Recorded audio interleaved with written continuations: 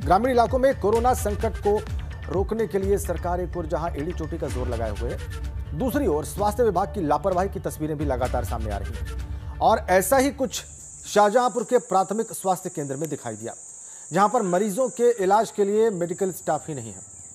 Corona संकट के बीच जिले का पीएचसी महीने में सिर्फ 1 या 2 बार खुलता है, जबकि डॉक्टर पूरे महीने की हाजिरी लाकर चलते जाते हैं।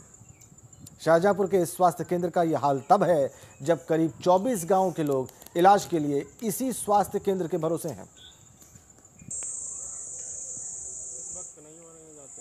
अच्छा, खुलता है ये? हाँ, खुलता है। कैसे खुलता है, कब तक खुलता है? 10-11 बजे से आते हैं, 5 बजे तक खुलते हैं। अच्छा, इस समय खुल रहा है? इस समय नहीं खुल रहा है। कितने दिनों से नहीं खुला होगा? ऐसे ही हो गया होगा महीना 15 दिन।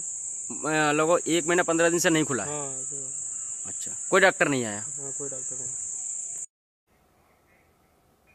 तो चलिए आगे बढ़ते हैं और बुंदेलखंड की खबरें सुपरफास्ट अंदाज में देखते हैं। चलिए शुरुआत करते हैं।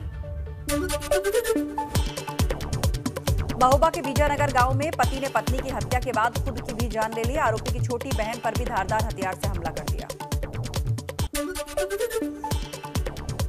झांसी के मलपुरा गांव में महिला की कुल्हाड़ी से हत्या कर दी गई। इस वारदात के बाद से इलाके में दहशत है।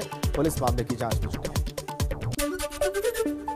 बांदा में नदी में नहाते वक्त 4 बच्चे डूब गए। इनमें से 1 की मौत हो गई और 3 को बचा लिया गया है। जालौन में गेहूं क्रय केंद्रों पर खरीद में कमी के बाद डीएम ने औचक निरीक्षण किया। एफसीआई गोदाम के निरीक्षण के दौरान डीएम ने कर्मचारियों को फटकार भी लगाई। ललितपुर में मंत्री गिरीश चंद्र यादव ने कोविड अस्पताल का निरीक्षण किया। इस दौरान उन्होंने व्यवस्थाओं पर संतोष जताया। बुंदेलखंड की खबरों के बाद आइए फिर से खबरों के सिलसिले को आगे बढ़ाते हैं। कुछ और खबरों का रुख करते हैं। 6 महीने पूरे होने पर किसानों ने काला दिवस मनाया। तीनों कृषि कानूनों के खिलाफ प्रदर्शन हुआ, लेकिन इस दौरान सोशल डिस्टेंसिंग की खूब धज्जियां उड़ी। अधिकतर किसानों के चेहरे पर मास्क नहीं था। अब सवाल यह है कि सरकार से लड़ने वाले किसान अपनी जान से खिलवाड़ क्यों कर रहे हैं।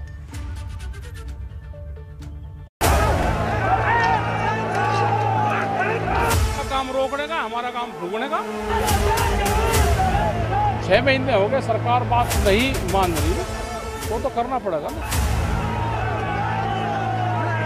ये कानून वापसी ले ले, हम अपना घर चले जाएंगे। सरकार को कानून छोटे लगते हैं और गोदाम बड़े लगते हैं।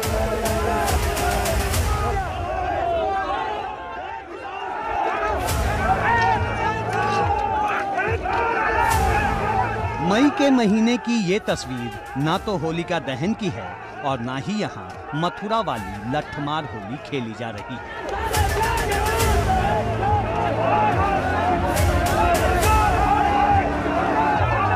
सैकड़ों किसानों की भीड़ जलते हुए पुतले पर लाठियां भांज रही है। पुलिस किसानों को रोकने की कोशिश में जुटी है, लेकिन पश्चिमी यूपी के किसान आंदोलन के 6 महीने पूरे होने पर जोश से लबरेज हैं। काम रोकने का, हमारा काम भूगने का। आंदोलन के 180 दिन पूरे हुए तो किसान काले झंडे लेकर प्रदर्शन पर बैठ गए। केंद्र सरकार का पुतला फूंका, नारेबाजी की, लेकिन महामारी के इस दौरान न तो मास्क लगाया, न सोशल डिस्टेंसिंग का पालन किया।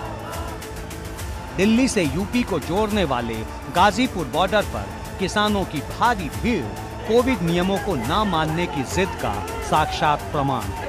किसान आंदोलन के आज 6 महीने हो गए हैं और उसी 6 महीने के पूरा होने पर किसान जो कि दिल्ली की सीमाओं पर अभी भी डटे हुए हैं, कुछ इस तरीके से काला दिवस मना रहे हैं। जगह जगह हाथों में काले झंडे लिए हुए किसान, मुंह पे काली पट्टी बांधे हुए, हाथों पे काली पट्टी बांधे हुए कुछ इस तरीके से प्रदर्शन कर रहे हैं। पुतला दहन किया गया है। फिलहाल हम मौजूद हैं इस वक्त गाजीपुर चौक पर। ये वो जो चौक है जहां पर राकेश टिकैत जो है पिछले 6 महीनों से बैठे हुए हैं और फिलहाल देख सकते हैं, अगर हम बात करें बहुत बड़ी संख्या में किसान, बहुत बड़ी संख्या में नहीं, लेकिन हाँ किसान जुटे हैं और वो लगातार जो तीनों कृषि कानून है उनका जो विरोध कर रहे हैं। आंदोलन वाली जगहों पर किसान यूनियन के झंडे के साथ काला झंडा भी लहरा रहा था।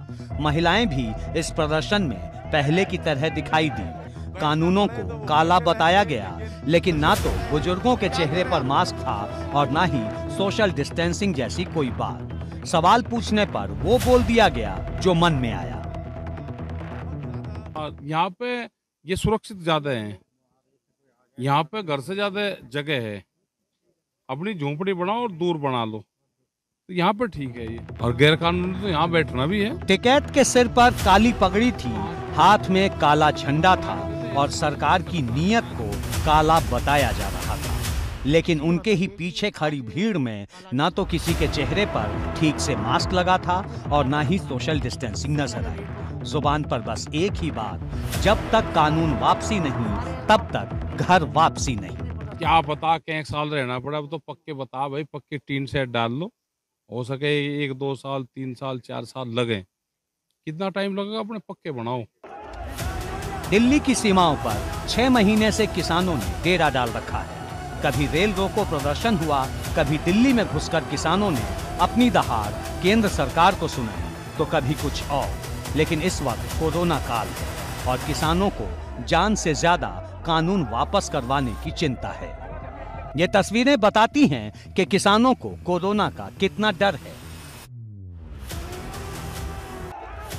इस भीड़ वाले प्रदर्शन का असर क्या होगा, ये बताना फिलहाल मुश्किल है, लेकिन इसने संक्रमण की आशंका को जरूर बढ़ा दिया है।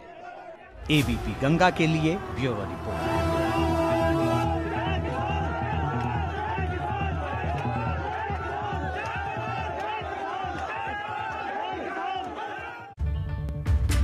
इधर संभल में 2 पक्षों के बीच जमकर मारपीट हुई, पथराव हुआ और पथराव से गांव में अफरा तफरी फैल गई। ईंट भट्टा पार्टनर के बीच रुपयों के लेन देन के विवाद के बाद दोनों पक्षों के लोगों ने एक दूसरे पर मारपीट और पथराव कर दिया। इसका वीडियो वायरल हो रहा है। वीडियो में दोनों पक्ष एक दूसरे पर लाठी डंडे चलाने लगे, जिससे आधा दर्जन ग्रामीण चोटिल हो गए। वहीं दोनों पक्षों के लोगों ने थाने में एक दूसरे के खिलाफ तहरीर दी। पुलिस मामले की जांच में जुटी है। मामला असमोली थाना इलाके के हरसिंहपुर गांव का है। दिखा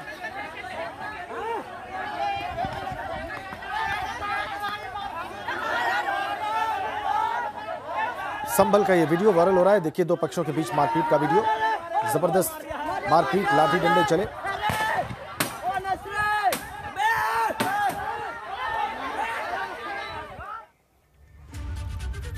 चलिए आगे बढ़ते हैं और पश्चिमी उत्तर प्रदेश की खबरें सुपरफास्ट अंदाज में देखते हैं। आगरा में काले दिवस का जुलूस निकालने जा रहे किसानों को प्रशासन ने नजरबंद कर दिया। 2 गांवों में किसानों ने काले झंडे घरों पर लगाकर विरोध जाहिर किया।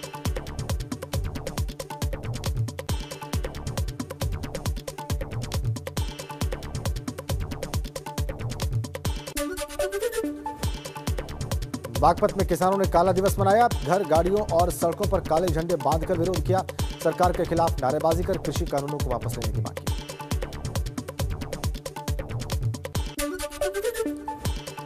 नोएडा में विनायक अस्पताल के पास चलती कार में अचानक आग लग गई। गनीमत रही कि कार चालक ने जान बचा ली। मुजफ्फरनगर में पत्नी की हत्या कर फरार हुए पति को पुलिस ने पकड़ लिया। आरोपी ने खुलासा किया कि उसने 3 मासूम बच्चों को भी नदी में फेंक दिया। इसके बाद पुलिस बच्चों की तलाश में जुट गई। गाजियाबाद के अंसल विहार में बेखौफ बदमाशों ने घर के अंदर डकैती की। करीब 1 करोड़ की नकदी और जेवरात की लूट को अंजाम दिया और फरार हो गए। गन पॉइंट की नोक पर वारदात को अंजाम दिया गया। अलीगढ़ में काफी लोग वैक्सीन से डर रहे हैं। कई लोगों ने बातचीत में बताया कि उन्हें वैक्सीन से डर सता रहा है। कुछ लोगों ने भगवान भरोसे की बात कही तो कुछ वैक्सीन पर भरोसा न करने की बात कहते नजर आए। कासगंज में किसानों ने प्रदर्शन के दौरान कोविड गाइडलाइंस को ताक पर रखा। न सिर्फ वाहनों की रैली निकाली गई बल्कि बहुत भीड़ भी नजर आई। फिरोजाबाद के टुंडला चौराहे पर प्राइवेट बस चालक की करतूत पकड़ी गई, जहां पर प्राइवेट बस का कलर सरकारी बस की तरह कराने के बाद आगरा से एटा के बीच चलाया जा रहा था। इसके बाद एसडीएम ने इस बस को सीज कर दिया। शामली के पावटी कला में ग्राम प्रधान द्वारा विजय जुलूस निकालने पर कार्रवाई हुई है। लॉकडाउन उल्लंघन के मामले में ग्राम प्रधान, डीए संचालक समेत 7 लोग गिरफ्तार किए गए। बिजनौर में कोविड जांच करने पहुंची टीम पर हमला कर दिया गया। यहां पर डोर टू डोर निगरानी समितियों के लोगों की जमकर पिटाई हुई। इस मामले में पुलिस ने केस दर्ज कर गिरफ्तारी शुरू कर दी। और चलिए आगे बढ़ते हैं बुलेटिन में। अब बात करते हैं बीजेपी की। आज अचानक बुलाई गई बीजेपी कोर कमेटी की बैठक की एक बड़ी खबर है और दोपहर 12 बजे देहरादून प्रदेश मुख्यालय में मीटिंग होगी। बीजेपी कोर कमेटी की बैठक में कई अहम मुद्दों पर चर्चा होनी है। आगामी विधानसभा चुनावों को लेकर भी चर्चा संभव है। 3 दिन के देहरादून दौरे पर आए बीजेपी राष्ट्रीय महामंत्री बीएल संतोष। बीजेपी के उत्तराखंड प्रभारी दुष्यंत गौतम भी देहरादून पहुंचे हैं। सरकार के कामकाज को लेकर सांसदों, विधायकों, पदाधिकारियों से भी मुलाकात करेंगे दिग्गज नेता। तो आज उत्तराखंड में ये अहम खबर, बीजेपी कोर ग्रुप की बैठक होने जा रही है। पार्टी के सभी पदाधिकारी समेत अहम नेता इसमें शामिल होंगे। अचानक ये बैठक बुलाई गई है। दोपहर 12 बजे देहरादून में बैठक होगी। बीएल संतोष यहां पर पहुंचे हुए हैं 3 दिन के दौरे पर। आगामी चुनावों को लेकर भी चर्चा हो सकती है। विधायकों, पदाधिकारियों से भी मुलाकात करेंगे। दोपहर 12 बजे देहरादून में ये मीटिंग होने जा रही है।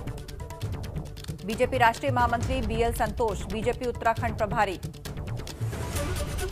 समेत सभी लोगों की आज बैठक दोपहर 12 बजे देहरादून में होने जा रही है। सरकार के कामकाज, इसके अलावा जो विधानसभा चुनाव उत्तराखंड में आने वाले हैं उसे लेकर चर्चा हो सकती है। खास बात यह है कि ये बैठक अचानक बुलाई गई है। हमारे ब्यूरो चीफ अजीत राठी हमारे साथ फोन लाइन पर जुड़ गए। अजीत, अचानक ही ये बैठक बुलाई गई है, कोई खास वजह? बीएल संतोष का दौरा तो पहले से तय था। जी आस्था, देखिए चूंकि एकदम अचानक बुलाई गई इस बैठक में पार्टी के दिग्गज यहाँ देहरादून आज पहुंच रहे हैं। 10 बजे बीएल संतोष यहाँ पर पहुंच जाएंगे और चूंकि 2 महीने पहले ही यहाँ पर 2.5 महीने पहले सत्ता परिवर्तन हुआ है और उसके बाद सरकार के कामकाज और संगठन और सरकार के बीच के समन्वय को देखते हुए और आगामी विधानसभा चुनाव के मद्देनजर किस तरह की रणनीति बनानी है उस पर आज काम होना है। और ये आज ही की बैठक नहीं है, आज तो एक कोर कमेटी की बैठक होगी। बीएल संतोष जो अपनी पूरी टीम के साथ, जो अपने इनके राष्ट्रीय उपाध्यक्ष हैं और प्रदेश के प्रभारी हैं, उनके साथ यहाँ पूरे 3 दिन का प्रवास करने वाले हैं। इस दौरान संगठन के तमाम पदाधिकारियों से मुलाकात होगी, सांसदों, विधायकों और मंत्रियों से मुलाकात होगी और जो मंत्रियों को अपने कामकाज का ब्यौरा भी देना होगा कि वो पिछले 2 महीने में उन्होंने किस तरह से काम किया है। और खास बात यह है कि इस पूरे 3 दिन के प्रवास में पार्टी के कार्यक्रम को आगे बढ़ाने के लिए, पार्टी चुनाव में किस तरह से उतरेगी उसकी रणनीति को तैयार करने के लिए और मंत्रियों के एजेंडे फिक्स किए जाएंगे कि वो अपने विभागों में अगले 6 महीने में किस तरह का टारगेट अचीव कर सकते हैं। तो ऐसी उन तमाम महत्वपूर्ण योजनाओं को सामने रखा जाएगा, उन पर बातचीत होगी और सरकार के साथ उन पर डायलॉग किया जाएगा जो जनहित में है, जो जन केंद्रित है। तो इन तमाम इशू पर, तमाम मुद्दों पर ये सारी चीजें मंथन होना है और पूरे 3 दिन का ये सिलसिला चलने वाला है। जी जानकारी के लिए बहुत शुक्रिया आपका। अगले 3 दिन तक ये मंथन चलेगा, बैठकों का सिलसिला चलेगा।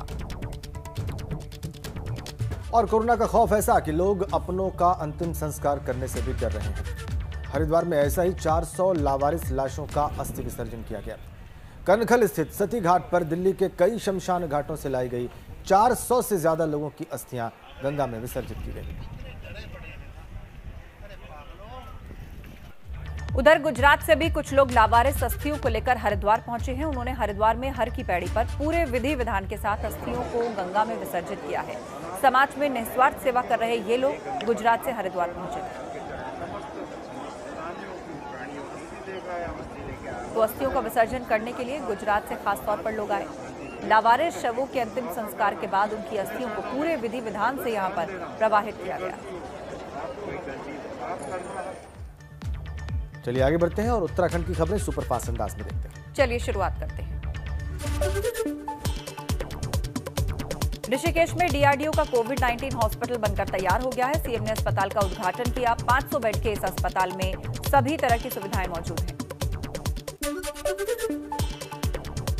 सीएम तीरथ रावत ने श्रीनगर के मेडिकल कॉलेज में बने आईसीयू का वर्चुअल लोकार्पण किया। मेडिकल कॉलेज में 30 बेड्स का आईसीयू बनाया गया है, जिससे पौड़ी, चमोली, रुद्रप्रयाग और टिहरी जिले के लोगों को इलाज में बहुत मदद मिलेगी।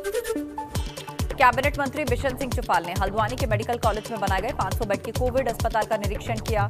उनका कहना है कि यह अस्पताल 1 जून तक बनकर तैयार हो जाएगा। खटीमा में लगाए जा रहे ऑक्सीजन प्लांट का विधायक ने कोविड नोडल अधिकारी के साथ निरीक्षण किया। इस प्लांट को जून महीने तक पूरा करने का आदेश है। टिहरी के दल्ला में पूर्व सीएम त्रिवेंद्र रावत बीजेपी जिलाध्यक्ष के घर गए और माता पिता के निधन पर सांत्वना दी। जोशीमठ ऋषिकेश बद्रीनाथ हाईवे पर वाहनों की आवाजाही फिर से शुरू हो गई है। करीब 6 दिनों बाद हाईवे पर वाहनों की आवाजाही शुरू हुई। भारी बारिश की वजह से बद्रीनाथ हाईवे कई जगहों पर बंद था। और चलिए सुपरफास्ट खबरों के बाद आगे बढ़ते हैं। यूपी उत्तराखंड में यास तूफान को लेकर अलर्ट है। यूपी में 29 मई तक बारिश का ब्लू अलर्ट जारी कर दिया गया है। वाराणसी, मिर्जापुर समेत 27 जिले ऐसे हैं जहां बारिश संभव है। उत्तराखंड में भी बर्फबारी और बारिश का अलर्ट है। नैनीताल, हल्द्वानी, चमोली, चंपावत में भी बारिश के आसार जताए हैं मौसम विभाग ने। तो यास तूफान का असर यूपी और उत्तराखंड के किन जिलों में किस तरह रहने वाला है वो हम आपको बता रहे हैं। उत्तराखंड में बर्फबारी और बारिश का अलर्ट मौसम विभाग ने जारी कर दिया है। नैनीताल, हल्द्वानी, चमोली, चंपावत में बारिश हो सकती है, ये अनुमान मौसम विभाग ने लगाया है। तो यास तूफान धीरे धीरे पूर्वी तट की ओर बढ़ रहा है। यूपी उत्तराखंड में इसको लेकर अलर्ट जारी कर दिया गया है। उत्तर प्रदेश में 29 मई तक बारिश का ब्लू अलर्ट है और कुल मिलाकर 27 जिलों में, जिसमें वाराणसी और मिर्जापुर भी शामिल है, उनमें बारिश संभव है।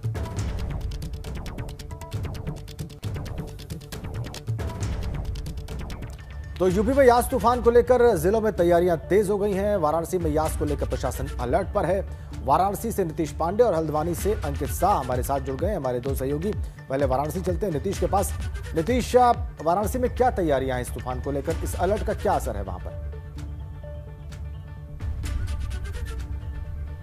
राजेंद्र जी, अलर्ट का असर इस वक्त हम 80 घाट पर मौजूद हैं और सबसे पहले हम आपको दिखाना चाहेंगे गंगा की ये लहरें। देखिए, यहाँ पर तेज हवाएं शुरू हो गई हैं।